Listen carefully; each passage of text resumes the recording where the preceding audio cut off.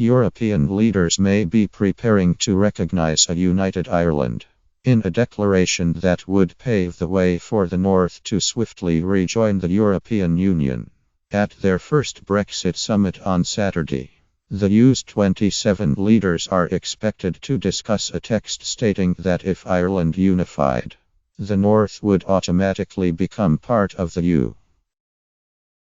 The inclusion of the text is a victory for the Irish government, which had pressed for the inclusion of a GDR clause, a reference to the integration of the former East German state into the European community after the fall of the Berlin Wall. The declaration is bound to raise fears that Brexit could trigger the unravelling of the UK, although there is no majority in Northern Ireland for unification. EU diplomats are braced for a fierce reaction from the UK, given the angry tabloid headlines that followed speculation about the status of Gibraltar. After lobbying from Madrid, the EU agreed the Spanish government would be able to exclude the ROC from any EU-UK trade agreement if it was not satisfied with the status of the territory. The Irish clause is informed by the Good Friday Peace Agreement, which states that North and South of Ireland have a right to unify if a majority agree north of the border. And Kenny, the Taoiseach, has argued it is important the north of Ireland to have ease of access to rejoin the EU if reunification were to occur. Brexit has put the issue of a united Ireland back into the spotlight, but public support remains cool. In Northern Ireland, a recent poll found that a clear majority of 62% would vote for the territory to remain in the UK, while only 22% backed a united Ireland.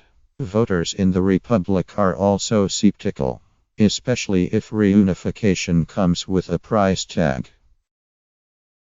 Asked how they would vote in a referendum if the cost of a united Ireland was £9 a year, only a third of Irish respondents said they would vote yes, while a third would vote against and the rest were undecided. The GDR clause is contained in a text separate from the EU's official negotiating guidelines, because it is seen as a reflection of the Good Friday Agreement, rather than an issue to be negotiated with the UK. Brussels insiders are expecting a short summit on Saturday where EU leaders swiftly put their seal to the Brexit negotiating guidelines, a document outlining the EU's red lines, which have already been agreed at a technical level. As the clock ticks down to the launch of formal negotiations after the 8 June election, there are signs that the EU is becoming increasingly exasperated with the UK. On Thursday, Angela Merkel said British politicians were living under the illusion the UK would retain most of its EU privileges once it leaves the bloc. Shortly before giving this speech to the Bundestag, the German Chancellor spoke to the European Commission President, Jean-Claude Juncker. He reported on a dinner the previous night at No 10 Downing Street, where he and the EU's chief Brexit negotiator met Theresa May and her top officials. One EU diplomat said, "I am deeply pessimistic. There will be a positive outcome from this negotiation, putting the chances of the UK crashing out of the EU without a deal as higher than 50%. The EU is frustrated that May's team has not, as they see it, engaged with reality on David Cameron's promises to pay into the EU budget until 2020 minus a promise Brussels insists the British must stick to.